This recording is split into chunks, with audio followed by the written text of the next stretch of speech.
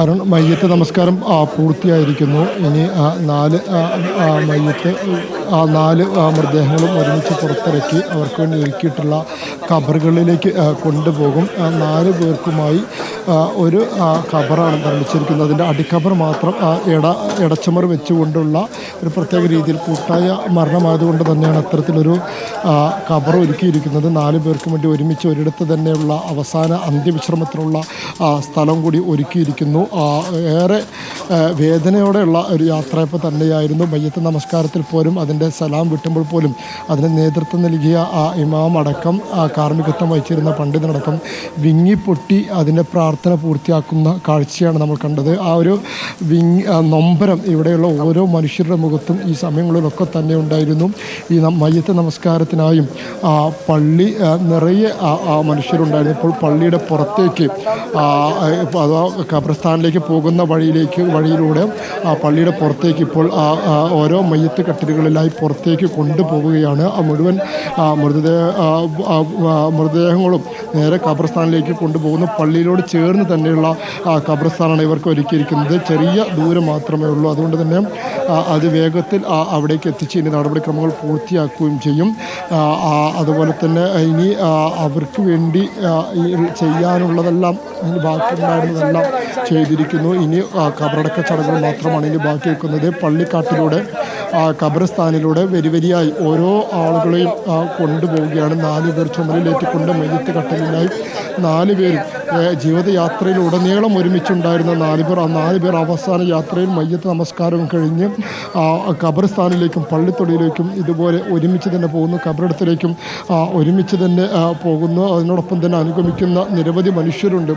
ഇവരോടൊപ്പം അടുപ്പമുള്ളവരും ബന്ധമുള്ളവരും ഒക്കെയായി അതല്ലാത്ത ആളുകളും അടക്കം നിരവധി പേരുണ്ട്. നമുക്ക് പൊതുദർശനത്തിൽ കാണാൻ കഴിഞ്ഞതാണ്. നിരവധി ആളുകൾ ഇത്തരത്തിൽ പല ദിക്കുകളിൽ നിന്നായി എത്തിയിരുന്നു. ഇപ്പോൾ ആദ്യത്തെ ഓരോ മയ്യത്തുകളായി ഇപ്പോൾ ഇവർക്ക് വേണ്ടി ഒരുക്കിയിരിക്കുന്ന ഖബറിടത്തിൻ്റെ അരികിലേക്ക് എത്തിച്ചിട്ടുണ്ട്. ഇനിയും ഓരോന്നായി ആ ഖബറുകളിലേക്ക് ഇറക്കും. അതിനുശേഷം അതിൻ്റെ പ്രാർത്ഥനാ ചടങ്ങുകളുണ്ട്. ആ ചടങ്ങുകളടക്കം പൂർത്തിയാക്കിയ ശേഷമായിരിക്കും എല്ലാവരും പിരിഞ്ഞു പോവുക. പക്ഷേ ഒരിക്കലും മറക്കാനാകാത്ത, പിരിയാൻ കഴിയാത്ത നിരവധി ഓർമ്മകൾ ബാക്കി വെച്ചുകൊണ്ടാണ് അവർ വിടവാങ്ങുന്നത്. അവരുടെ കുടുംബങ്ങളെ സംബന്ധിച്ചിടത്തോളം, ആ വീട്ടുകാരെ സംബന്ധിച്ചിടത്തോളം, ആ നാടിനെ സംബന്ധിച്ചിടത്തോളം ഒരിക്കലും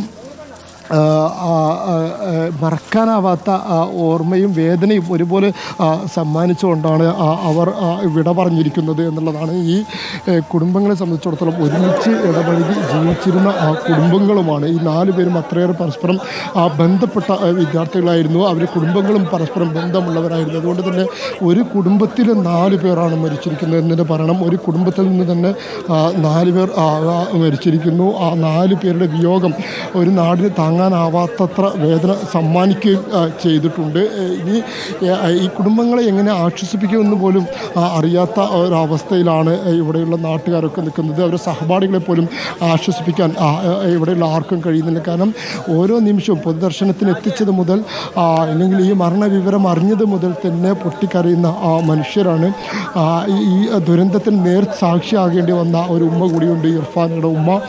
മകളെ തൊട്ടടുത്തുള്ള ദന്താശുപത്രിയിൽ കൊണ്ടുപോകുന്നതിന് വേണ്ടിയാണ് ഇർഫാനയുടെ ഉമ്മ ആ സമയത്ത് പനയമ്പാടം ടൗണിലേക്ക് എത്തിയിരുന്നത്. അവിടെ വെച്ച് പക്ഷേ അവർക്ക് കാണേണ്ടി വന്നത് സ്വന്തം മകളുടെ ദാരുണാന്ത്യമായിരുന്നു. ഉമ്മയ്ക്ക് അലറി വിളിച്ച് നിലവിളിക്കാനല്ലാതെ ഒന്നിനും കഴിയാത്തൊരവസ്ഥയിലേക്ക് എത്തി. മകളെ ആംഗ്യം കാണിച്ച് വിളിച്ചു വരുത്തി ആ ഉമ്മയുടെ അടുക്കിലേക്ക് ആ മകൾ പോകാൻ നിൽക്കുമ്പോഴാണ് ആ ഒരു നിമിഷത്തിലാണ് ഇത്തരത്തിലൊരു ദുരന്തമുണ്ടായി. ആ ലോറി ആ 4 പെൺകുട്ടികളുടെ മുകളിലേക്ക് മറിഞ്ഞു വീട് അത്തരത്തിലൊരു ദുരന്തം സംഭവിക്കുന്നത്.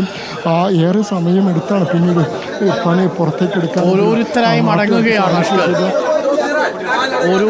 മടങ്ങുകയാണ് ഖബറുകളിലേക്ക്. അടിഖബറുകളിൽ മാത്രം അകലങ്ങളിൽ നിൽക്കുന്ന മനുഷ്യരാണ്.